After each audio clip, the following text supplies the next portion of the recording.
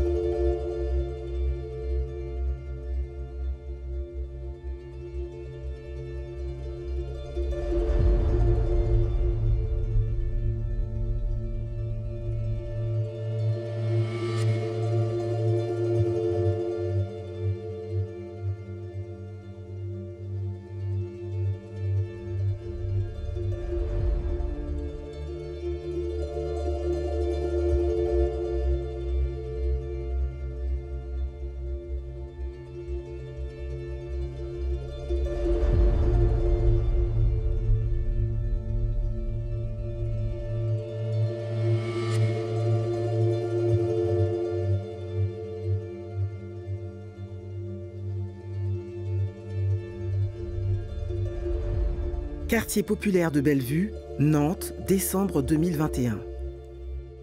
Chirine et Kenza quittent leur HLM pour un autre à l'extérieur de la métropole. Sur la place Mendès France, place centrale du quartier, on reloge les habitantes et les habitants des 2 bars qui l'entourent. La place est un carré qui réunit 2 communes. Au milieu, la ligne du tramway matérialise la frontière entre la ville de Saint-Herblain et la ville de Nantes. De l'avis de tout le monde, la place doit changer. Le quartier lui-même est en rénovation depuis 2014. On construit pour plus de mixité, tout en se demandant comment permettre aux plus démunis de se loger.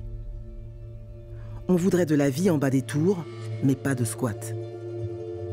Les nouveaux équipements devront être accueillants et bien sûr sécurisés. On veut et on ne veut pas. En 1924, Blaise Sandras écrivait « Quand tu aimes, il faut partir ». Après 13 ans passés dans leur logement, Chirine, Kenza et leur mère voulaient déjà déménager avant même l'annonce des travaux. En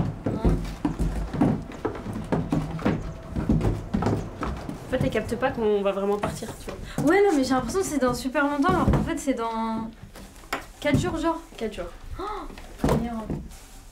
on quitte Bubel. Ça va? T'as des chaussures, je les mets même pas, mais trop de sentiments, je vais pas m'en débarrasser, c'est chiant. Ah oui. On a plus de place, Chirine, il nous faut un autre carton. Ouais, de ouf. Si, on va pousser, vas-y, pousse. Voilà. Tu veux que je vais en chercher un autre? Vas-y. On a eu la proposition... Bah, en fait, ça fait longtemps qu'on sait qu'on va partir parce que, bon, bah voilà, c'est démoli et surtout on a envie de partir, même sans la démolition. Mais sinon, on a eu la proposition septembre. Après, bah, il a fallu attendre le temps de venir visiter, le temps que nous on valide si ça nous... Même août, hein. allait. Non, la proposition, c'est qu'on est à Paris. Ouais. Et du coup, bah voilà. Depuis septembre, on est en mode on fait plus rien à la maison, on attend de partir. Ouais. Les dernières semaines, là, c'était les plus longues. Hein. Les derniers mois. Grave. Ça, tu vas les mettre ou pas? Non, non. Mais justement, là, c'est le moment de partir, quoi. Et de voir autre chose. Ouais, voilà. Parce que là, on tourne en rond et... On tourne en rond. Non, on tourne pas en rond, mais je veux dire... On n'en peut plus, quoi. Faut changer d'univers. Mais tout le monde nous le dit, hein. Même les gens de la ville, ils disent, mais vous êtes encore là, faut partir. Ouais, je crois qu'on est les derniers. Ils nous le disent tous, hein. Faut partir, restez pas là. C'est comme si c'était banlieue 13 ici, fallait... Faut fuir. Non, mais que des bons souvenirs, en fait. T'imagines, genre, plus d'immeubles, ça va être un truc de ouf, hein. C'est chaud. Ouais. Ouais. Oh, on est les dernières anciennes. Ouais. La cage, après, c'est que des... Ouais, c'est que des nouveaux dans l'immeuble. De ouf. Voilà. On a fait 1 carton et demi. Tu tiens? C'est comme ça qu'on fait un carton. De ouf.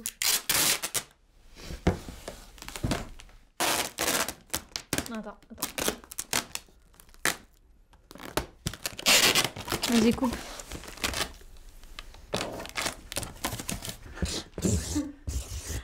On va acheter un autre crayon.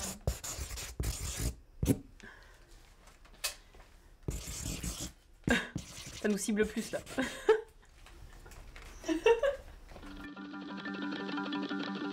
Bien avant d'être un quartier prioritaire de la ville, bien avant d'être une zone de reconquête républicaine, Bellevue, c'était des champs, un château, quelques maisons et des chemins de terre. C'était un espace qui n'avait pas de nom. Un paysage rural sur les hauteurs de la Loire, à l'ouest de Nantes et du quartier ouvrier de Chantenay. Mais la Seconde Guerre mondiale modifie la ville et les idées que l'on s'en fait. Pour la première fois, l'habitat devient un enjeu d'État. Le politique veut tourner la page de la guerre, bien sûr, mais aussi des ruelles vétustes, des quartiers ouvriers trop anarchiques et des bidonvilles nés dans l'urgence. Les architectes, sous l'impulsion de Le Corbusier, ont déjà dessiné des solutions. Des zones résidentielles, des bars et des tours à produire en série, la technique du chemin de grue, les toits-terrasses, refaire du collectif, mais sur des bases nouvelles, rationnelles et hygiéniques. Les grands ensembles se multiplient partout en France. Et à Nantes, le quartier des Dervalières finit à peine d'être livré quand le ministère de l'Équipement dessine sur une carte un nouveau plan. Large route, grande fenêtre, panorama dégagé sur la Loire, ce sera la ZUP de Bellevue. En 1959, on crée la ZUP, zone à urbaniser en priorité, de Bellevue. Et on va confier le projet donc à Marcel Favreau comme architecte, qui est plutôt un jeune architecte, en vrai, parce qu'il doit avoir entre 35 et 40 ans quand il prend le projet en main. Et on lui confie le projet, lui il est de Paris, mais on lui confie le projet parce qu'il a fait son coup d'essai au Dervalières, qui est le premier grand ensemble qu'on va construire sur l'agglomération. Et les Dervalières, donc il va livrer les Dervalières et on va trouver qu'il a répondu à ce qu'il fallait au cahier des charges, qui est de construire beaucoup de logements en un temps record. Et en plus avec toute l'utopie de cette ville moderne qui globalement correspond aux attentes, qui est qu'en gros on passe des taudis ou des logements insalubres du centre-ville ou des petites campagnes de périphérie, Chantenay et autres, de Nantes, où tu as des maisons qui des fois n'ont même pas tout simplement de salle d'eau ou de point d'eau, etc. Les immeubles en centre-ville, des fois c'est pareil, hein, c'est sur le palier. Et bien là, au confort moderne, ce qu'on appelle le confort moderne, l'eau et le gaz à tous les étages, ce qui est une révolution, mais vraiment une révolution. Là, on va lui confier un projet, la ZUP de Bellevue, de Nantes-Saint-Herblain, qui va être avec l'objectif de construire, d'atteindre à peu près une moyenne de 30 000 habitants. Donc là, c'est autre chose. 30 000 habitants, 7 000 logements, dont 3 500, enfin la moitié à peu près, en HLM, en logements sociaux. Et puis la particularité d'être construit à cheval sur 2 communes. Le chantier du quartier de Bellevue commence dans les années 60. On terrasse la place centrale et le premier bâtiment à être construit est la BPBA, que les habitants surnomment la Banque du Far West. La modernité des grands ensembles attire. Pour accueillir tous les habitants prévus, Nantes a besoin des terres de la commune de Saint-Herblain. Mais c'est bien elle le bailleur. C'est donc elle qui portera la majorité des logements sociaux. Pour le reste, des entreprises participent au financement de la construction. Elles peuvent ensuite proposer à leurs employés d'acheter des appartements peu chers. D'une certaine manière, le coût des grands ensembles oblige au partage des financements et donc au mélange. On construit vite et partout en France. À Bellevue, un foyer est installé pour accueillir la main-d'œuvre étrangère. Des Espagnols, des Italiens, des Polonais, des Portugais, des Algériens, des Marocains se relaient sur les chantiers et dans les dortoirs. Moi, je sais que mon père fait partie des immigrés qui sont arrivés à l'époque parce qu'il manquait de la main-d'œuvre. Et puis au départ, pourquoi ça a duré 10 ans avant le regroupement familial, c'est qu'au départ, mon père pensait juste qu'à un moment donné, ça allait s'arrêter. et qu'à un moment donné, il retournerait au Maroc. Et donc cette mission qui passait d'une année à 2 années à 3 années, s'est terminée finalement au bout de 10 ans, à 10 ans de mission à l'étranger. Mais en tout cas, Nantes lui a donné envie de se dire, voilà, c'est là où on va se poser, et du coup, on fait le regroupement familial et on emmène toute la famille. Donc quand je suis arrivé, c'était encore en chantier, ça construisait sur Saint-Herblain. Voilà. Et les gens emménageaient. Et les travailleurs immigrés n'y avaient pas accès. Alors, attention, c'était très mixte à Bellevue. Il y avait ces gens qui sortaient des baraquements, mais il y avait aussi des classes moyennes, il y avait même des cadres supérieurs.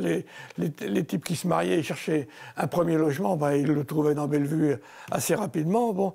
Nous, dans le cage d'escalier, il y avait Boukchiche, il y avait Choubourou, les Boukchiches de la rue Belgilali. Ouais.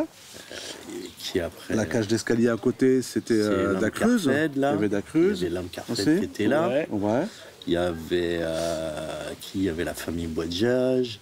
Tu avais la famille Betaï, tu avais la famille arabe, tu avais après la nôtre, la famille Siba, la famille Mimouni, la famille Ija, donc la famille Aliouet, la famille Farhan, Adaleh, Belamiti, Bezaz, Dif.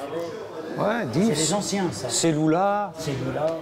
Voilà, mais après, on peut te sortir la famille Travadon, la famille Couchelou, la famille Ravon, la famille... La famille François. Ben oui. Nous, on avait, je crois qu'il y avait la famille Roqueton, enfin en dessous. En dessous de nous, la famille Fouché, juste au-dessus. Il y avait la famille Nguyen au 4e étage. C'était des collectifs, logements sociaux de 4 étages de mémoire. Dans les appartements de Bellevue, les familles s'installent avec 4, 5, 6 et parfois 13 enfants. Les écoles prévues tardent à arriver et la mairie de Nantes s'en inquiète auprès de la préfecture. Pour le moment, cette ville nouvelle ne se compose que de logements, de routes et de chantiers. Il n'y a pas encore de commerce. Le matin, les hommes partent au travail. Ouvriers du bâtiment et des chantiers, employés des hôpitaux et des banques. La journée, ce sont des femmes, majoritairement mères au foyer, qui restent et tissent les premières relations sociales dans le quartier.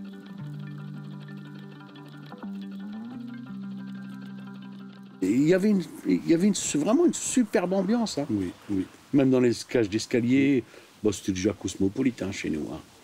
Et c'est vrai que ce qui était sympa aussi, on savait à peu près qui faisait quoi. La maman. Là, on sentait les cuisines, donc on reconnaissait les cuisines tunisiennes, algériennes. Et puis, ce qui est vrai que, à cette époque-là, tout le monde faisait goûter. Dès qu'il y avait une odeur, c'était par exemple un couscous d'un tel coin, on avait une petite assiette pour goûter, du pain, des gâteaux. Ouais. Il y avait vraiment un bon partage. Et puis, à cette époque-là, on se voyait, les parents se voyaient beaucoup plus. Même les portes dans le même palier restaient ouvertes toute une soirée, toute une nuit, parce que nous on faisait des allers-retours, on jouait. Non, c'était youpi, hein. C'était vachement bien. On rénovait notre cage d'escalier nous-mêmes, c'est-à-dire pendant les fêtes, surtout à Noël, on décorait toute la cage d'escalier de guirlandes. On avait fait la peinture, on avait peint nos cages d'escalier. Oui, à l'intérieur, avant, c'était à tour de rôle sur le palier, on nettoyait nos cages d'escalier. La cage d'escalier, c'était vraiment chacun. C'était gratuit. Aujourd'hui, ça, c'est cher. On paye dans nos charges, alors qu'avant, ça n'existait pas du tout. Je crois que quand on arrive tous ensemble dans un endroit, il y a quelque chose qui se crée. Tous les gens arrivaient grosso modo, pour la même raison. C'est ce qu'on disait tout à l'heure, c'était une promotion sociale, c'était une façon d'accéder à la propriété qu'on n'avait pas autrement. Et donc, tous les adultes arrivaient dans le même état d'esprit. Pour situer la mentalité de l'époque, le facteur, il venait, il distribuait l'allocation familiale en espèces. Il venait avec sa sacoche pour te donner l'état d'esprit des gens à l'époque. Il n'y avait pas d'agression. Non, mais sérieux. Il venait avec sa sacoche. Et il distribuait l'allocation familiale, il rentrait dans l'immeuble, il montait cage par cage, et il frappait. Je me rappelle, j'étais gamin, et je voyais, il venait, il posait l'argent à ma mère, il comptait. Qu'il aille le faire maintenant. Il y en a qui se sont occupés de lui faire les poches au facteur, la sacoche plutôt, évidemment. Mais il y avait de la confiance. Et puis il y a un truc qui est important à dire quand tu parles de voisinage, c'est que faut pas oublier un truc. Quelles que soient nos origines les uns les autres, on était tous, sans exception, des enfants d'ouvriers. Ouais. Donc la culture qui prévalait dans le quartier où on a grandi, à Bellevue, c'est la culture ouvrière. Donc ça fait un point commun extrêmement important. Donc nous, on traînait avec des mecs qui étaient d'origine maghrébine, mais on avait des potes qui étaient d'origine française. Il y avait les Portugais, il y avait tout le monde.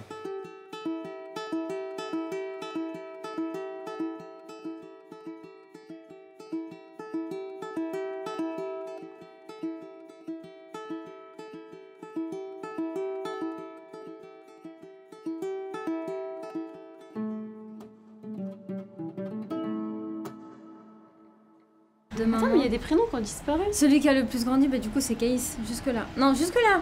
Waouh. Mais on grandit pas, nous. Si, je pense que j'ai... Ah si, on grandit jusqu'à 21 ans, meuf. Bah oui, là, t'as grandi, du coup. Vas-y, regarde. C'est là. Ah, tu vois, c'est mes derniers centimètres de la vingtaine. Ouais. Ça, on peut pas le casser et l'emmener. Chérine, à mon tour. Mais non, on peut pas. Attends. J'ai des claquettes, hein. Ah, mais t'as des claquettes, espèce de mytho. Mais j'ai rien sur ma claquette. Ouais, c'est ça. Du coup, je sais pas, il y a des pièces partout. Ah, t'as pas grandi? Arrête. Je te jure. On a fait la même taille qu'en 2015. Putain, c'est nul. Ouais, voilà. Merde. Attends, on va mettre 2021, le départ.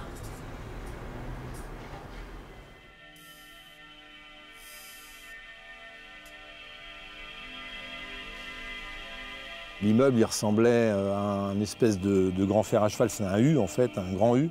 On avait un appartement qui était ce qu'on appelait un T6 à l'époque, enfin, un F6, parce que c'était même pas T, on disait F. Je ne sais plus pour quelle raison, d'ailleurs, le F et le T, ça a changé.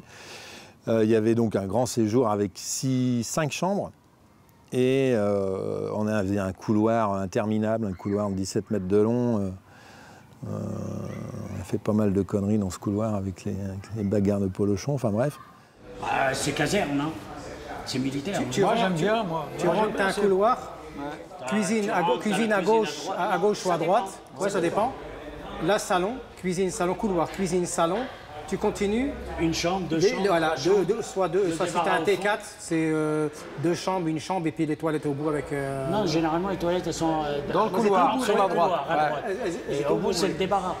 C'est le débarras. Le débarras tout au fond. Exactement. Ouais, c'est le débarras qui est au fond. Les meilleurs apparts, c'était ceux qui faisaient l'angle. Ils étaient immenses. Ouais. Ces appartements-là, on les trouvait hyper cool. Bah ouais.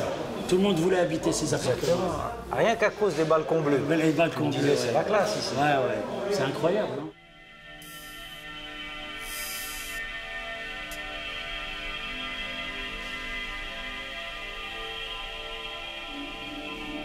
En général, quand on a trouvé un schéma à un étage, l'étage d'au-dessus, c'est le même. Et on le répète pendant 4-5 étages. Sur la logique de bar et de tour, on a fait beaucoup de bars, tout simplement, parce que c'est plus économique en termes de gestion après, derrière. C'est-à-dire que les bars sont limités à 4 étages, en général, parce qu'à partir de 5 étages, tu dois avoir un ascenseur, à l'époque. Comme on superpose des logements de même type, par exemple, sur une seule et même cage d'escalier, tu vas avoir que des T5. J'en sais rien, par exemple, des T4 et des T5. Ils vont être, par exemple, je sais pas moi, 6 dans la famille. S'ils sont 4 enfants ou 5 enfants, peu importe, sur 5 niveaux comme ça te fait quand même déjà presque une classe entière qui peut traîner en pied d'immeuble. Et qui vont tous dans la même école. Et donc ça commence à te faire quand même des endroits où il y a beaucoup d'enfants, et d'autres endroits où on a mis des logements plus petits, des studios, etc., puisqu'on a vraiment fait du zoning dans le zoning, encore une fois, où là, tu vas avoir des tours. On avait même certains grands ensembles, ce n'est pas le cas à Bellevue, mais il faut le savoir, il y a des grands ensembles qui avaient tous ce qu'on appelait la tour des célibataires. La tour des célibataires, c'était un concept où on avait toujours une tour qui était composée que de logements petits, studios, T1, voire T2. Donc ça joue beaucoup sur la dynamique de ton quartier, et donc dans l'évolution du quartier, après ces enfants-là, ils grandissent, ça devient des jeunes, des jeunes après qui deviennent eux-mêmes des jeunes adultes, mais qui sont encore sur le quartier. Et c'est ça qui implique après tout ce qu'on connaît derrière, qui peut être soit des lieux qui ont été extrêmement vivants à un moment donné, et puis le jour où toute cette génération de jeunes, elle part pour X raisons, parce qu'elle part travailler, elle part ailleurs, elle part vivre, ou elle quitte le quartier, enfin en tout cas elle n'a plus besoin en tout cas de jouer à la balançoire, mais tout d'un coup, tu as un endroit qui était merveilleusement animé, qui ne l'est plus. Dans le quartier, de l'extérieur, tout se ressemble. La vie humaine est difficilement lisible. Pourtant, ici, on installe dans la chambre des sédaris, et ce sera le deuxième salon. Là, on a entassé les meubles en bois hérités de la maison familiale en Mayenne. On décore les cages d'escalier pour Noël, et les pères de famille s'organisent des établis pour le bricolage dans les caves. Enfants et adultes investissent d'une toute autre manière les usages prévus par les urbanistes. On ne part pas toujours en vacances, on a du temps pour inventer. On avait ce truc d'aventure tout le temps. C'est-à-dire qu'on restait jamais en place et on allait très loin à pied. Je me souviens, on allait jusqu'à la Roche-Maurice en fait, voilà, à pied, pour aller se baigner ou je ne sais quoi. Et puis il y avait vraiment comment dirais on était bien. J'avais l'impression de vivre dans un Tom Sawyer. Voilà, c'était ça. Quand tu regardes un Tom Sawyer, c'est mon enfance. Voilà, c'est exactement ça. Les caves, on les aménageait. On avait des caves qui ils cassaient parce que c'était pourtant en bois dans le temps. Ils cassaient et puis on ramassait les canapés qu'il y avait dehors. On faisait nos petits coins dans les caves, oui. Ça, c'était pareil. Les cache-cache dans les caves, on passait du 8 au 12. Hein. On passait les couloirs, on les passait. Hein. On avait un voisin. Le quoi? On avait un voisin, il travaillait dans une usine de limonade. Ah non, non, pas de limonade. Entre autres. La brasserie, là, entre autres. En bas de Chantenay, là. Oui. Bah, qui n'y est plus d'ailleurs depuis des années. La brasserie, il mettait ça. Non, il ramenait ça et il mettait ça dans sa cave. Mais les caves étaient fermées, mais les portes des caves, c'est des lattes de bois, quoi. Là, avec un espace entre les lattes de bois et un espace entre le bord, le bas et puis le sol. On passait nos mains comme ça sur le côté et on prenait. On les buvait sur place. On prenait les binous. Non mais en plus le vice, c'est vrai. Le vice, pour que ça se voit pas, on prenait les binous, on les buvait. Et on remettait les vides. Ils s'en étaient un peu aperçus, puis ils mettaient les cagettes plus loin. Plus loin, ouais. Bon, on a fabriqué un crochet. Et attends, on tirait, puis on remettait, on repoussait. Ça doit rappeler des souvenirs à certains, ça. Ouais. On était pas mal. On n'était pas tout seuls. Les quartiers populaires des années 70 et 80 ne proposent pas encore de lieux pour accueillir le temps libre. Les équipements de loisirs ne sont pas prioritaires. Partis, syndicats, mouvements chrétiens et familiaux s'intéressent aux nouveaux habitants. Mais les premiers professionnels à s'installer sur Bellevue sont les équipes de prévention. Qu'est-ce qu'on prévient quand on veut prévenir? Les équipes de prévention sont nées dans les cités de baraquement quand des questions de sécurité ont commencé à se poser. Elles suivront naturellement le mouvement des populations des bidonvilles au premier quartier populaire. À Bellevue, Daniel Pro, Alain Guézingard, Marie-France Flao tentent de comprendre ce qui se trame dans ce nouvel espace urbain et ce qui y manque aussi. Quand je suis arrivé, on m'a dit, alors, faut aller à la rencontre des jeunes. Bon, d'accord. Alors, j'avais un vieux vélomoteur de mon beau-père. Alors, je me promenais dans les rues de Bellevue. Je me disais, qu'est-ce que je fous là?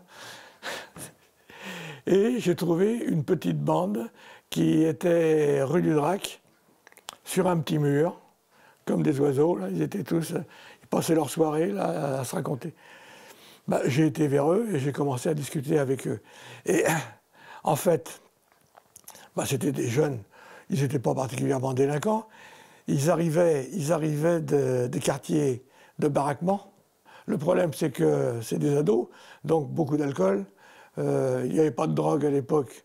Mais alors, disons, quand ils se défonçaient au vin blanc, c'était pas triste. Hein. Et moi, j'ai des souvenirs entre les jeunes de la rue de l'Isère et la rue de l'Isère et la rue du Drac, mais ils se tapaient dessus, mais parce qu'ils se connaissaient pas du tout, du tout.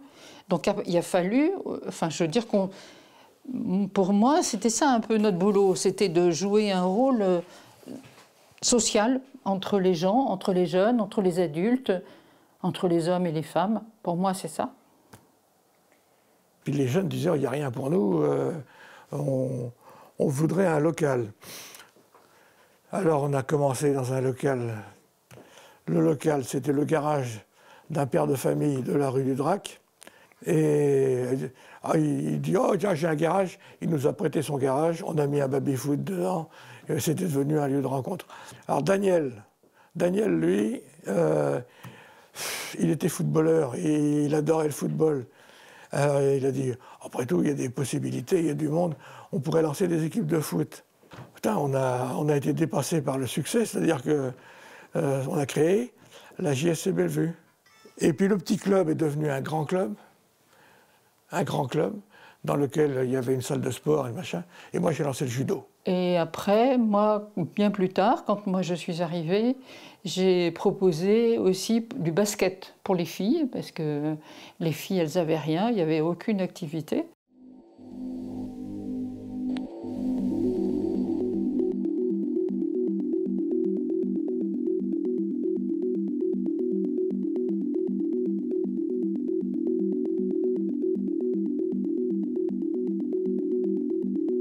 Les femmes s'étaient structurées, mais là, je parle d'une époque que moi, je n'ai pas connue. Hein. Au tout début, quand elles sont arrivées à partager des choses, comme une machine à laver, qui partait d'un étage à l'autre entre les logements. Il y a eu des choses très, très fortes entre ces familles, et en particulier, tout ça reposait et était tourné autour des femmes, quoi.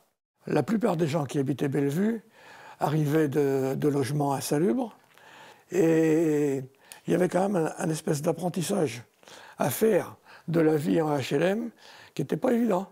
Et donc dans les réunions de femmes, il y avait des cours on pourrait dire, oui, de couture, machin.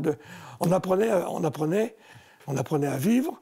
Et donc vraiment, on se retrouvait au moins une fois par semaine dans ce local, des femmes de toute la rue.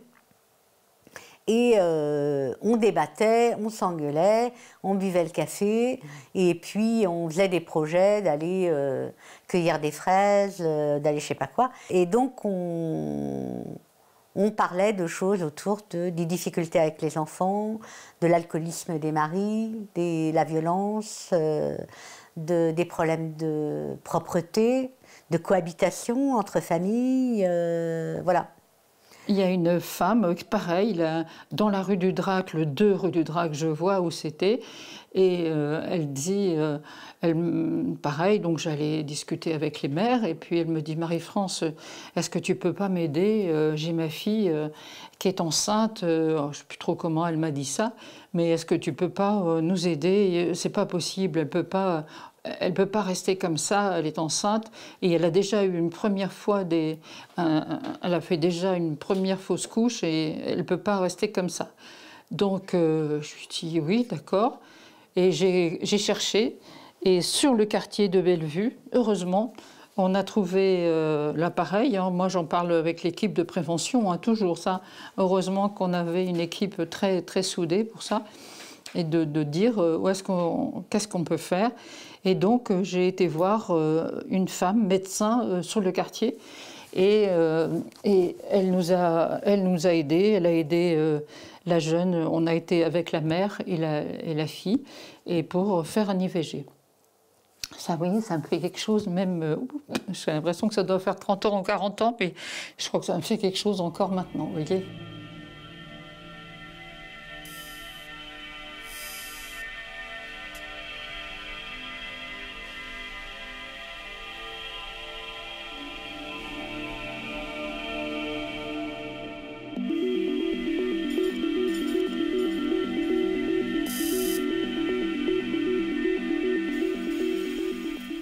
Quand quand tu vis dans un quartier, à un moment, t'as un moment où tu dois partir, c'est le bon moment, je sais pas comment te dire. Tu vois ce que je veux dire? Ouais. Moi, avant, je squattais le quartier, hein. J'étais même quand je suis arrivée au début ici. Hein. Avant, elles avaient des copines et tout. Bon, moi, là, maintenant, elles ne squattent plus comme avant et tout. Mais je veux dire, t'es pas dans le quartier. Non.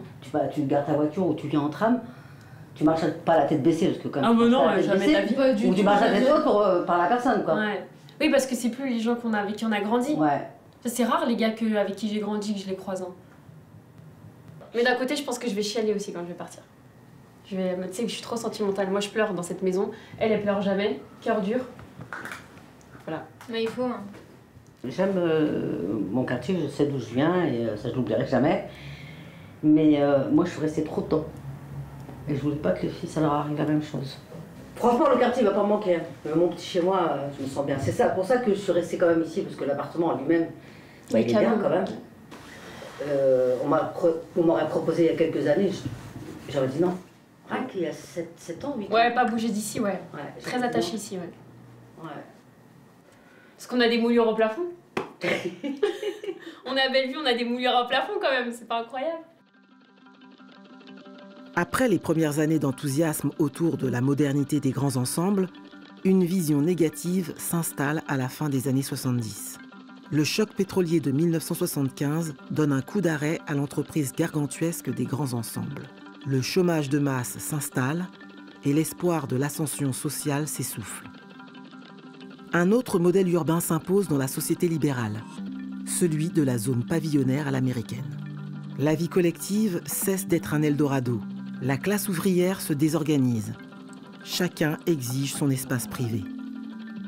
Les cadres et les familles moyennes quittent les grands ensembles et en 1981, le FN monte dans la course aux élections. Aux Minguettes, les premières émeutes éclatent.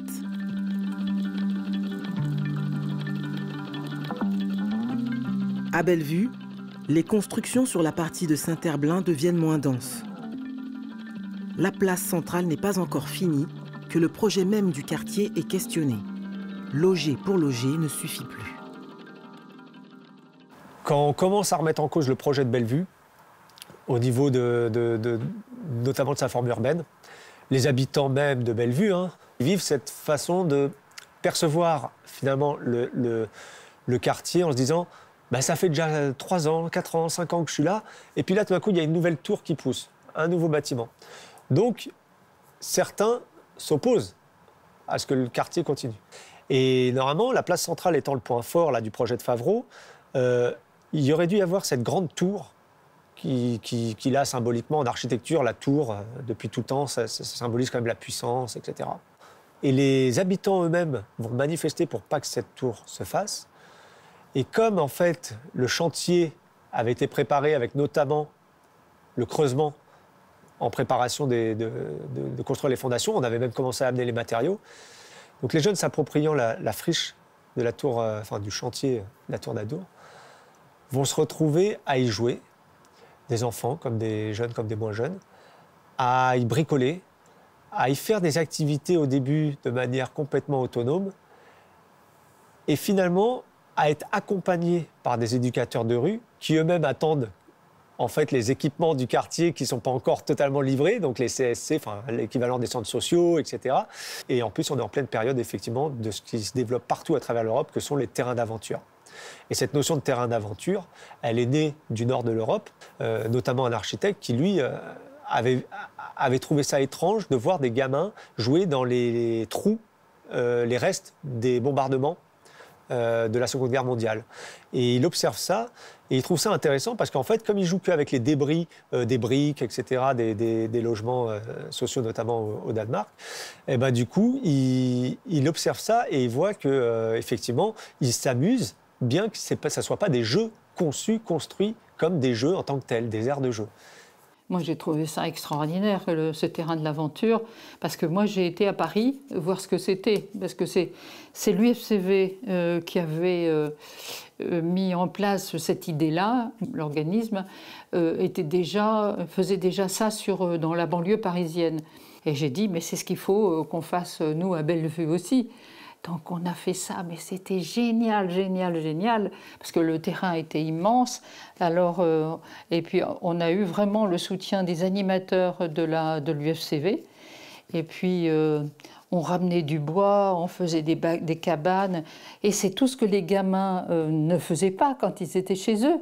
Alors bon, évidemment, après, il y a des parents qui, tout autour, n'étaient pas contents parce qu'on faisait du feu, c'est pas bien. Alors nous, on disait, si, c'est très bien, et on allait discuter avec les parents pourquoi il fallait faire ce type d'animation. C'était formidable ce qu'on avait fait, oui. Le bois, les clous, l'outillage étaient fournis par les moniteurs, tu te souviens? Oui. C'était à qui faisait la plus haute cabane, quoi. Voilà, hein, donc... Tu te souviens aussi, il y avait des jaloux qui cramaient les cabanes. Oh, les pompiers venaient souvent. Ils ne pouvaient plus nous voir. La mairie de Nantes décide néanmoins de déplacer le terrain de l'aventure sur un autre parc. L'urbanisme régularise les usages. À la place du terrain de l'aventure, on coule une dalle pour un parking, on conserve les arbres pour aménager le square des Rossignols. Et sur cette partie nantaise de la place centrale, on construit aussi l'église Saint-Étienne. Dans le quartier, des prêtres ouvriers avaient accompagné depuis le début l'arrivée des travailleurs immigrés et des premières familles. Ce mouvement chrétien entendait lutter contre la pauvreté en s'intégrant dans le monde ouvrier et syndical. La nouvelle église de Bellevue devait donc correspondre à leur vision. On n'était plus dans cette église avec le clocher qui monte très haut, qui dépasse tout le monde, qui est une église très prégnante dans les villages ou même dans le centre, hein, où ce sont vraiment des églises, on les voit. Là, la volonté a été d'avoir une église qui était complètement enfouie dans le monde. C'est pour ça qu'elle n'est pas plus haute. C'est parce que la volonté a été, l'Église n'est pas plus que les gens qui habitent à côté.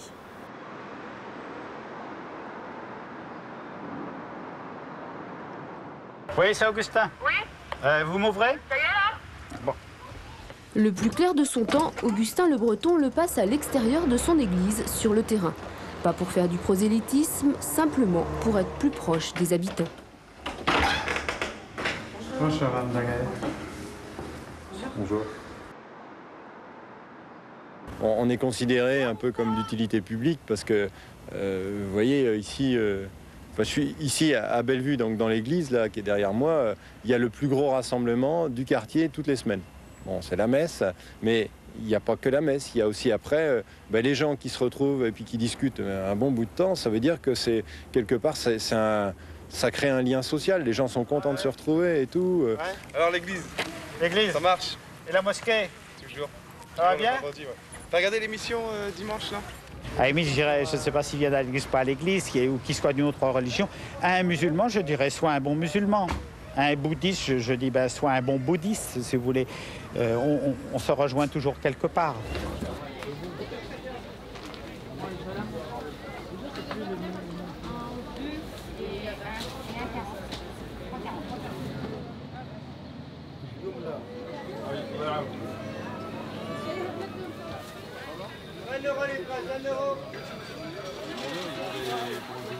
Allez, persil et coriandre, 2 pour 1 €.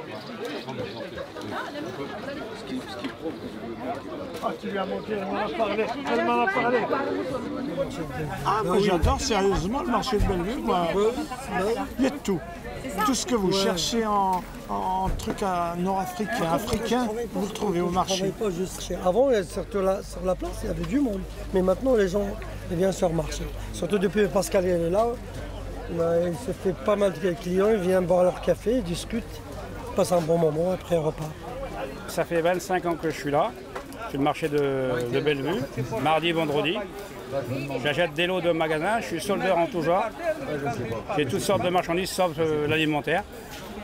Je travaille avec ma femme, mon fils. J'ai travaillé avec mes enfants sur le marché, j'étais tout petit.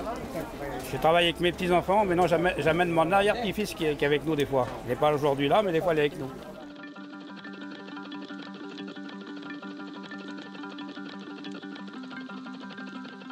De l'autre côté de la place centrale, sur la partie de Saint-Herblain, le marché a lieu 2 fois par semaine.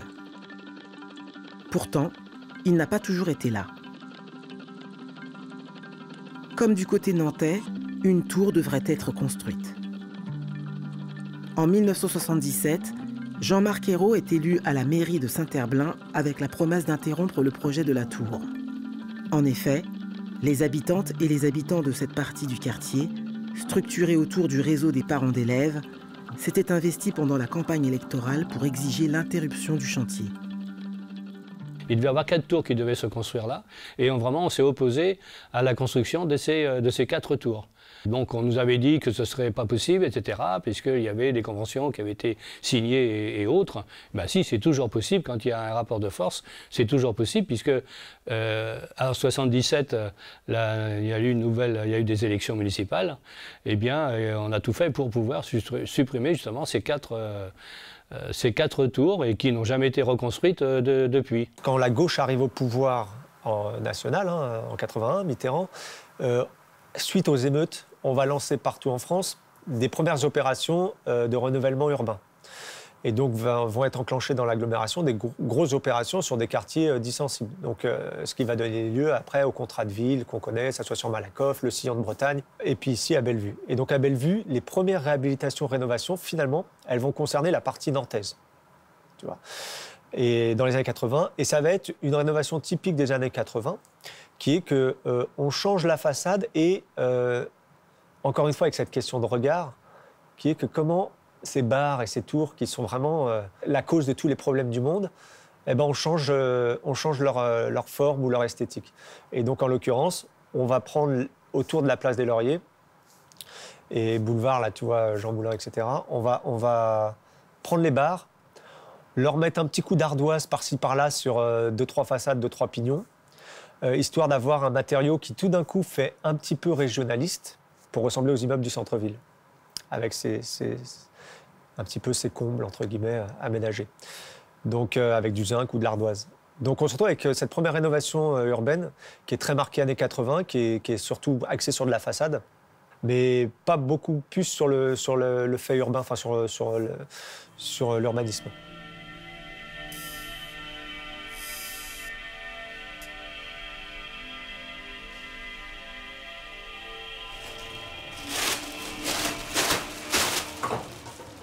En fait, le fait que je vois rien par terre, j'ai l'impression que c'est plutôt bien. Tout est dans les placards, c'est normal.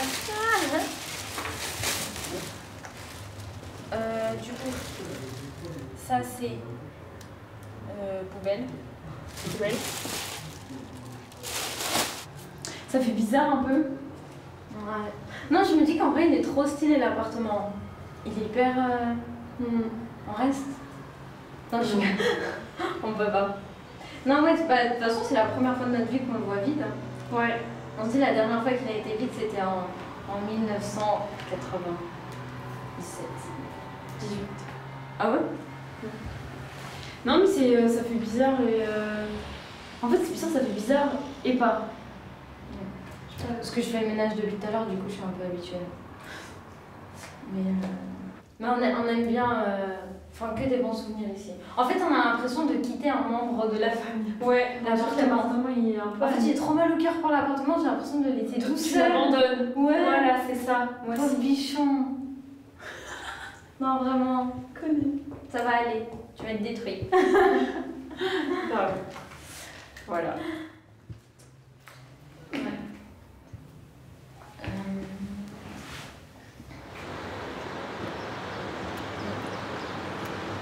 Ouais. Profite de la vue. Non, c'est bon, j'ai assez vu cette vue. C'est bon. Monsieur, on va tout le temps au balcon. Regarde, les gens ils partent là-bas et tout. Il y a personne. Où ça? En face. Ah bah oui, là-bas c'est fini. Ah, tout ça c'est fini. Putain. Là-bas presque. Et dans notre immeuble aussi. Hein. En plus, à chaque fois on regardait les autres balcons, on se disait putain, c'est con que c'est nous. Ouais, de ouf. Bah là c'est bon. Alors, on ne va pas vous décrire la place Mendès-France, mais on va vous décrire la place centrale. Oui. Voilà. Non, mais Voilà, exactement. C'était la place centrale. Et aujourd'hui, les anciens du quartier parlent encore de place centrale. Enfin, il faut se faire violence pour l'appeler place Mendès France, quoi. C'est vrai, c'est vrai. Elle a été rebaptisée. Et pourquoi, voilà, c'est le pourquoi. C'est le pourquoi. D'ailleurs, ils font chier. Pourquoi? Je n'en sais strictement rien. Ils ont fait ça, je pense, dans les années 90. Je pense, début 90. Mendès France, c'était un peu un président. Ouais, Pierre Mendès France. Ouais. Alors pourquoi à ce moment-là? Pourquoi? Pour qu'on le garde en mémoire, le mec. Il a dû faire quelque chose. Du bon et du moins bon, comme tout le monde. Il a dû faire une connerie pour se retrouver à Bellevue. Hein. Il y avait la poste, donc ça c'est toujours là. La droguerie, elle est toujours là. Après, c'était donc le cours des Halles. Il y avait une mercerie à côté. Ah, elle était plus loin, la mercerie. La mercerie, elle était à la place du bureau de tabac. Non, il y avait toujours le bureau de tabac. Alors, elle était juste avant. Elle était, il y avait le cours des Halles. À la place du coiffeur. Oui, à la place du coiffeur. Oui. Je me souviens bien de la mercerie, mais toi, je la voyais plus loin. Parce que je faisais plein de petits tours, il y avait plein de petites choses. Je la voyais plus loin. Et puis après, il y avait donc le marchand de journaux, c'était Madame Vix. Il y a plein de choses. Oui, je me souviens. Elle n'était pas commode. Non. Aux heures de pointe, c'était blindé de monde. À 17h, là, c'était noir de monde. Le samedi, c'était noir de monde. Le dimanche, c'est un peu plus calme. Il y a quelques commerces ouverts, les boulangeries. Et 2 boulangeries, hein. 2 pharmacies. 2 banques. Pour un centre commercial, avec la frontière au milieu entre Nantes et Saint-Herblain, ça va. Hein. Ouais, c'est. Donc je disais, Virginia plus les personnes âgées, les anciens, quoi, entre guillemets, les papas. Et puis le Churchill, ça bougeait, le Churchill, attention par contre. Alors avant le café, c'est vrai que pour arriver au café, moi je l'ai toujours dit, il y a des distances que tu franchis pas comme ça. Ouais. Nous, c'était la place centrale qu'on squattait. La place des Lauriers, elle ne s'appelait pas comme ça, nous on l'appelait la place Bellevue. Et celle-là aussi, on l'appelait la place centrale. En tout cas, nous, on place l'appelait centrale et place Bellevue. Voilà, place Bellevue. Et c'est là-bas qu'on squattait, on faisait des matchs de foot. On s'amusait là-bas. Et puis quand tu prends un peu d'âge, tu commences à venir jusqu'ici. Quand tu commences à venir jusqu'ici, tu fais quoi? Il n'y avait pas la même chose que nous, on avait une place, tu pouvais, il n'y avait pas de voiture dessus. Et ici, il y avait un grand rond-point. Donc il n'y avait pas, tu squattes, machin, etc. Tu viens, il faut choisir un endroit. Et ça a été le café, le Churchill. Flipper, baby-foot, les meufs, comme disait Khaled. Tu te souviens des périodes de Noël? Oui. La méga boucherie, là, oui, toujours, là. Oui. La grosse découverte des sangliers, tous les gibiers qui étaient étalés sur les étals qu'ils mettaient à l'extérieur. Et nous, on était gamins, on se mettait sur les sièges qui étaient en béton, là. Juste en face. Les bancs en face. Les bancs en face, on se mettait là, on regardait tous les passants qui allaient faire leurs achats de Noël. Mais nous, on était ébahis par ce spectacle. C'était pas commun, c'était une découverte. Bon, sinon, en commerce, il y avait un commerce ambulant qui était une institution, c'est le camion de glace. Ah, la glace. Ah, vache, ouais. Le camion de glace. Le camion de glace. Attention. Le camion de glace. Là, c'était sérieux. Quand il arrivait, il n'y avait pas de petite musique comme les camions d'aujourd'hui. Non, le mec arrivait, c'est klaxon. Il klaxonnait, il arrivait sur le porche. Avec une estafette. Et là, panique dans tout le quartier. Maman, la glace. Tout le monde qui gueule. Les mères de famille qui sont au 3e, 4e étage, qui balancent le petit torchon avec l'argent dedans. Ça pleuvait des tu pièces prends de la vanille fraise, des chocolats, de boules.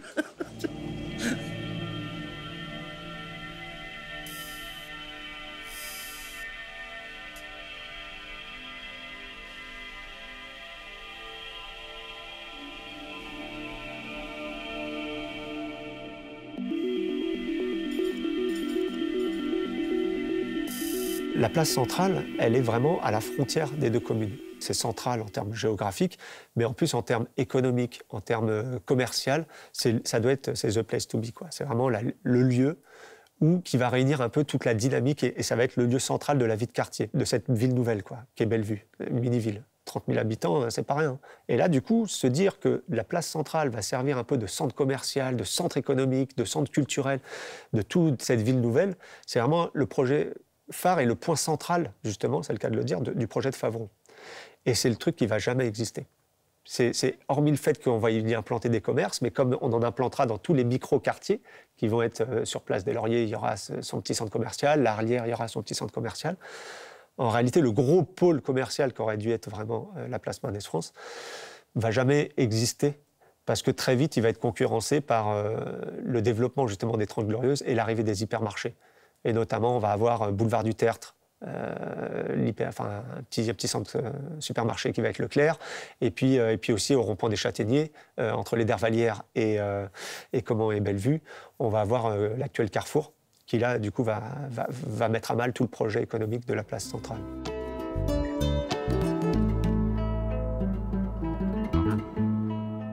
Fin des années 80, début des années 90, au national, on comprend que les réhabilitations ne suffisent pas à tout résoudre. En 1992, le plan de développement social des quartiers met en grande agitation la préfecture de Nantes, la mairie et la Chambre des commerces et de l'industrie. On réfléchit à comment soutenir financièrement l'activité économique et on liste les associations qui naissent dans le quartier. L'équipe de prévention a été dissoute après avoir pris des positions sur la contraception, mais des éducateurs sont restés dans le quartier. Héritiers des mouvements marxistes, ils aident à la structuration des nouvelles associations. Après les années de mobilisation des femmes sur les questions d'entraide, c'est la nouvelle génération qui s'investit. Yasmine et Redouane montent HB2. Zora et Malika, style Alpaga. Smaïl, les quais de la mémoire. Nordine, les compétitions de roller. Ils ne veulent plus être relégués aux problèmes sociaux, ils aspirent à autre chose.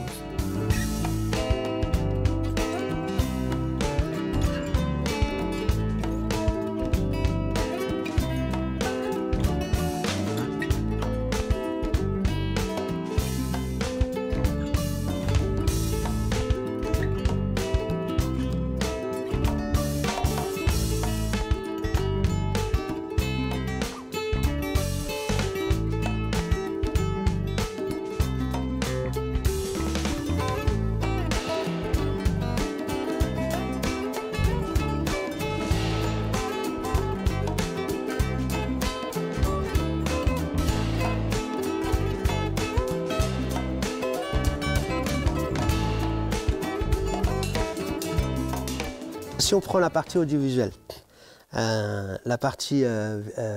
audiovisuelle vidéo, c'est qu'on n'avait pas accès aux écoles. Trop cher, pas les diplômes ou je ne sais quoi, et puis pas l'envie. Voilà. Mais on s'est dit, bah tiens, peut-être que par le biais... Non, au début, on voulait juste faire un film, en fait. Et puis les institutions nous disaient, oui, mais pour faire un film, il faut être en asso. Ah bon? Bon, bah, ok. Donc, en fait, c'est l'activité qui a amené le statut juridique, et pas l'inverse. On n'a pas dit, tiens, on va créer notre asso. Non, on voulait faire des films. Et ça, tous les potes, c'est pareil. Les danseurs, ils disent pas, je veux créer une asso. Non, je veux danser, en fait. Ah merde, pour avoir un local, il faut que j'ai une asso. Voilà, donc, voilà. En gros, ça te donne un cadre juridique qui te permet d'avoir des locaux et puis après de l'argent. Il faut dire qu'à cette époque, je le dis pas parce que je suis de Bellevue, très honnêtement, mais Bellevue était au-dessus. Sérieux, hein. C'était Bellevue, c'était l'avant-garde de tout, que ce soit de la musique. Les mecs, ils ramenaient des imports des États-Unis. Il y avait le groupe. Non, mais même avant, je me souviens, la musique. Vous faisiez venir, vous, les anciens, des disques des États-Unis, encore sous des vinyles, machin, etc. Ils appelaient ça des imports. Tu voyais un import, pour toi, c'était là. Donc, au niveau des sapes, même au niveau de la bagarre. Les lentilles de contact. Les lentilles de contact. On a à Paris cherché des lentilles de contact dans les années 79. C'était Leroy 79. Ouais, c'est Leroy 105 boulevard des Champs-Élysées. On a acheté des lentilles de contact là-bas. On les payait 2700 francs. 4500 balles. Grises, vertes, bleues. Alors, il y a une explication, c'est pas la seule. Il y en a une, c'est pas la seule. Mais celle-là, elle est utilisée. D'abord pour rentrer en boîte. Ouais. Et quand tu étais en boîte, pour dire que tu n'étais pas un arabe. Voilà. Il y en a qui se faisaient passer pour des Italiens. Et personne ne savait que c'était des lentilles. Hein. Tu mettais des lentilles, les gens disaient, oh, il y a des yeux incroyables. Mais personne ne connaissait pas à l'époque. C'était un sésame, tu pouvais rentrer en boîte avec. Ouais. On doit avec des yeux verts jusqu'à ce qu'ils trouvent là, qu'ils se rendent compte de l'arnaque et qu'ils comprennent que c'était. Mais il y avait ça, c'est vrai. Par contre, pour les discothèques, ça c'était le fléau. Les Arabes ne rentrent pas en boîte. C'était incroyable. Tu te sapais, mais il n'y a rien de tel. Il n'y a rien de tel. Et on a vu des exemples. Hein. Le type, il arrive en boîte, il se prépare. Toute la soirée, il va en boîte. Non, il se prépare toute la semaine. Toute la semaine, psychologiquement toute la semaine, et le week-end, il se prépare vestimentairement. Il arrive dans la boîte, on le refoule. Et c'est qui te foutait de... Il part énervé, il rentre chez lui, il met le survêtement, il met les baskets, le premier sur qui il tombe, il le fracasse. C'était voilà. Le pire des videurs, c'était des Arabes, des Noirs et des Arabes qui nous refusaient. Les conséquences d'un refus en boîte. Comment ça se répercute derrière? Les conséquences que ça a, c'est énorme. Attends. Faut qu'il change, hein. Il vient pas avec nous en vie comme ça, hein. T'es qui, toi? Moi, je suis bien là dans mes fringues, oh.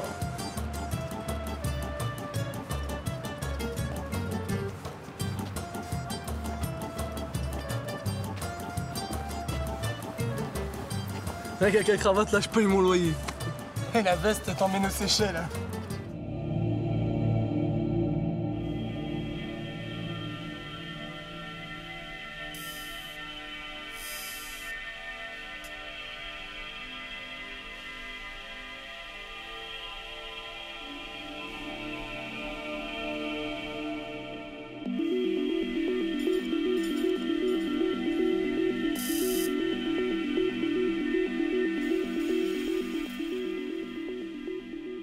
C'était Redouane, c'est justement celui qui lui est arrivé une sale bricole à Couéron, là, qui a été abattu par un auxiliaire gendarme, injustement. Il avait que 21 ans. Et puis on peut dire qu'il avait commencé... c'était lui qui avait... Disons que c'était pas lui qui avait eu l'idée de faire un film, mais il était quand même reparti dans le bon chemin. Il avait commencé à prendre des inscriptions, à récolter tout l'argent nécessaire pour la location de caméras, du vidéo, de la caméra. Il était bien parti, quoi. Et je sais pas pourquoi, je sais pas ce qui est arrivé. La première fois qu'on était confronté à la mort, hein, en fin de compte, hein, à la mort de quelqu'un que tu connais, c'était violent. Hein. Donc on a fait une marche, on a fait une marche silencieuse jusque devant le commissariat de Saint-Herblain. Voilà. On a marqué un arrêt. On a marqué un arrêt, puis ensuite on a continué notre chemin. Voilà. Tout ce qu'on a l'intention de faire, c'est de prouver aux gens que l'image de marque qu'ils nous ont donnée est totalement fausse. Nous, il y en a qui auraient profité de cette occasion, c'est-à-dire de la mort de mon frère, pour répondre par la violence. Mais c'est pas notre but. Nous, ce qu'on veut, c'est que, au contraire, prouver à ces gens que, grâce à ce drame, on va leur donner une meilleure image de marque de nous. C'est pour nous, mais aussi on assure l'avenir de nos petits frères. C'est surtout ça. Sa mort, ça sera jamais un crime gratuit parce que nous, on a pris conscience d'un tas de problèmes. Un des problèmes, c'est que on a pris conscience de notre identité, quoi. Parce qu'avant, on n'avait pas d'identité, on se demandait ce qu'on était. On est en France, on nous considère comme des gens bizarres. Et puis, on arrive chez nous, on a les mêmes problèmes puisqu'on n'arrive pas à parler la langue, puisqu'on n'arrive pas à s'adapter avec les jeunes de notre âge. Bon, le fait qu'on ait été dans une mosquée, qu'on ait discuté avec des gens différents, complètement différents même, et que ces gens-là nous ont dit qu'ils étaient prêts à nous donner un coup de main, prêts à nous aider, je veux dire que ça c'est important et ça c'est fondamental. C'est vraiment essentiel même, je dirais. On n'a eu aucun suivi psychologique, personne ne s'est occupé de nous. Hein. Rien. Le seul qui a fait un petit boulot comme ça, c'est celui qui a fait le documentaire, justement. Et le gars qui était venu, je me rappelle de son nom et de son prénom parce que je l'avais trouvé d'un grand réconfort. Il s'appelait Youssef El Ouazani. Ouais. Il nous avait calmés, il parlait calmement, il était hyper posé. Je me rappelle, on voulait aller dynamiter la gendarmerie, un truc de fou. Ouais. Mais après, bon, ça s'est atténué et puis voilà, quoi. Et puis ça fait 37 ans. Ouais, ça fait 37 ans. Mais bon. Ça y est, il va commencer à parler.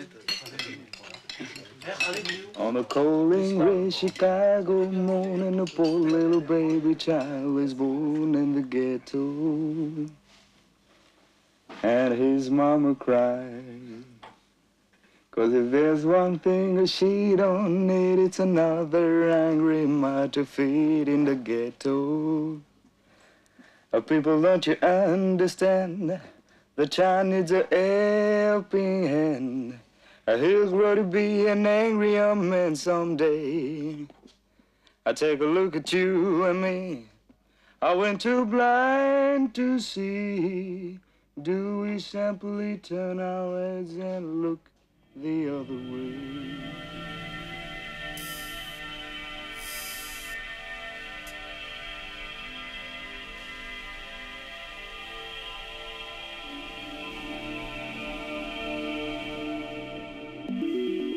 Mais toi, tu dis souvent, Khalid, que c'est aussi l'arrivée de la cam qui a pourri. Ouais, c'est la cam, elle a explosé tout le monde. T'avais des mecs qui étaient bien, ils se sont mis là-dedans, c'est devenu des épaves.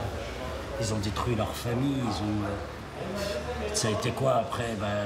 Comme tu disais, la cam a amené les bracos parce qu'il fallait de l'argent, il fallait acheter cette merde, il fallait... Et puis on le voit maintenant, on voit les conséquences. Et ceux qui n'avaient pas le courage de faire des bracos, donc qui n'avaient pas de thunes, ils se rabattaient sur, ils se rabattaient sur la colle à Russie, voilà. Des saloperies pareilles. Exactement. Pas mal d'ici qui ont disjoncté à cause de ça. Il y en a pas mal. Hein. Le deal est venu vraiment répondre à un désarroi, à quelque chose qui s'est développé dans les deux sens. D'ailleurs, de toute façon, s'il y a des vendeurs, c'est qu'il y a forcément des consommateurs. Donc, si les consommateurs aussi se sont développés, ben forcément, la réponse est là pour répondre à ce besoin, etc., etc. Et puis, il y a aussi tous les effets de la société. Hein. Les jeunes, principalement, pourquoi ils tombent dedans? Il y a la déscolarisation, il y a le fait de ne pas trouver d'autres réponses. Il y a aussi de rentrer aussi dans un système facile de gain d'argent. C'est un phénomène que je cerne pas trop, mais bon, même pour moi, ça me fait mal au cœur de voir des jeunes. Plein de fois, j'ai été les voir. Moi, comme je m'occupe de la boxe, j'ai été les voir, ouais. Ce que tu fais là, tu les vois, ils sont presque miséreux. Hein. Ils ont des vieux survêtements, ils mangent un sandwich sur le pouce, ils sont là toute la journée, ils vivent pas une belle vie. Hein. Faut pas, ce qu'on voit à la télé, c'est du mytho. Ils vivent pas une belle vie, ils sont assis sur un siège en plein soleil avec une cagoule. Après, il y a un nouveau phénomène aussi, il ne faut pas se voiler aussi, c'est qu'il y a des jeunes qui sont sur ces points d'île, ils ne sont même pas du quartier, ils viennent de partout. Tu vois, par exemple, quand la pizzeria elle a ouvert de l'autre côté, au tout début, hein, donc il y a, je sais pas, elle a ouvert quand, il y a plus de 5 ans, 6 ans, 7 ans, et ben il y avait beaucoup de garçons devant. Et ma mère a dit, il y a une pizzeria qui a ouvert, venez, on va tester. Et nous, on dit, bah non, on va pas acheter des pizzas, maman, il y a plein de gars devant et tout. Tu sais comment t'es quand t'es ado. Et ma mère a dit, comment ça, il y a plein de gars, et tu vas acheter une pizza, tu vois. Et pendant 1 heure, même 2 heures, on est resté à notre fenêtre. Ma mère a dit, descendez acheter des pizzas. Non, on n'y va pas, maman, il y a trop de gars et tout. Du coup, ma mère, elle est descendue avec nous, parce que ma mère, elle veut pas... Qu'on soit pas à l'aise. Voilà, elle a dit, souvent dans un quartier, bah, tu peux avoir ce frein où tu dis, je passe pas par là parce qu'il y a trop de gars. Bon, après, tu vas pas passer en mode comme ça et tout, tu vois. Tu restes toi-même et tu vas acheter ton truc, voilà, quoi. tant que tu restes toi-même, quoi, et bien. Mais par contre, ça doit pas t'empêcher, ici un commerce, tu veux t'acheter des pizzas, tu peux t'acheter des pizzas. Du coup, pendant 2 heures, on est resté à bugger chez nous. Après, elle a dit, bon, bah, vous allez venir avec moi. Et du coup, on est descendu et tout. On était ados, hein. Ouais, on avait 16 ans, un truc comme ça. Et il y avait une fille, du coup, il y avait, je crois, le monsieur avec sa femme. Du coup, ma mère, elle leur a expliqué et tout. Elle a dit, c'est bien, madame, ce que vous faites. Et du coup, après, on allait acheter nos pizzas normales. Voilà. Sur la place, le tramway a succédé au bus. On circule, mais on trouve peu de raisons d'y rester. Depuis quelques années, les commerces ferment et ne rouvrent plus. Les travaux obligent à exproprier les derniers. Combien ça vaut l'impact social d'un commerçant? Le bureau de police n'a pas survécu aux dégradations et aux années Sarkozy. Les chicanes, les ralentisseurs et les caméras de surveillance n'empêchent pas vraiment les rodéos, ni la tentation de l'argent facile. Elles ne permettent pas non plus de répondre aux besoins de reconnaissance. Et qui est responsable du manque de propreté? Dans les concertations autour du réaménagement de la place, les habitantes et les habitants bricolent avec leurs souvenirs. Que va devenir cet espace qui ne sera plus vraiment une place? On veut faire revenir les commerces, peut-être même des associations. On suggère d'ouvrir des lieux de restauration ou des espaces pour les enfants et les femmes, on voudrait pouvoir y rester, s'y rencontrer. D'une certaine manière, on aimerait avoir l'occasion de continuer à parler de tout, de ce qu'il reste à inventer. On a beau savoir, depuis toutes ces années, que l'urbain ne résout pas les conditions matérielles, on se dit quand même qu'il peut, et on sait déjà qu'il sera toujours possible d'en faire autre chose.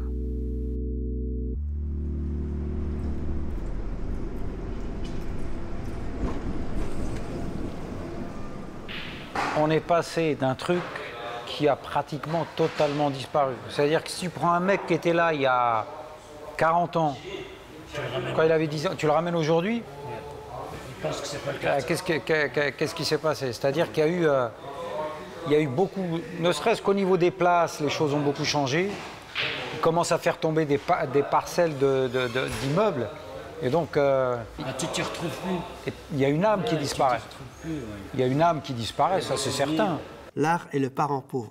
On va te dire, on va mettre des caméras, on va mettre ceci, on va mettre cela. Vous inquiétez pas, vous allez être en sécurité. Nanana. Mais putain, on veut de l'art en fait aussi, tu vois. Pas la peine de tourner autour du pot. Si les gens avaient plus de travail et plus de rémunération et de ressources liées à ce travail ou à des aides autres, la vie serait plus...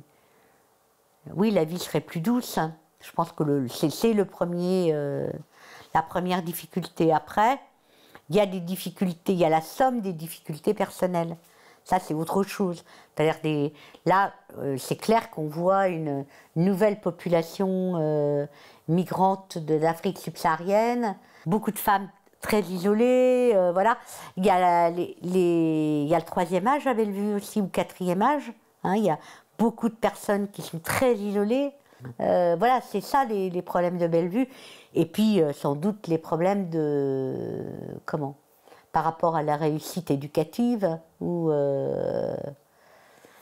c'est quoi l'avenir des enfants qui sont à Bellevue aujourd'hui? Nous, on avait ces valeurs donc d'humanisme, de solidarité, de fraternité. Par nos actions, on a essayé quand même. Les gens, on n'a rien approuvé. On leur a démontré quand même que c'était beaucoup plus facile de vivre dans cette fraternité que de vivre chacun pour soi. Est-ce qu'on a transmis ces valeurs-là? C'est toute une question. Nous, on a toujours pensé que ces valeurs-là, mais c'est après, je pense qu'on a été un peu rattrapés après par cette société quand même très libérale et très consommatrice. Parce qu'on n'avait rien. On a tout appris, on a tout créé, mais quand les choses sont déjà sur place, la génération d'après s'approprie donc tout ce qui a été acquis, et puis après ils se disent on va essayer de le garder, on va essayer de ne pas perdre. Et puis une certaine individualité qui s'est ensuite créée. Moi je ne sais pas comment dire ça.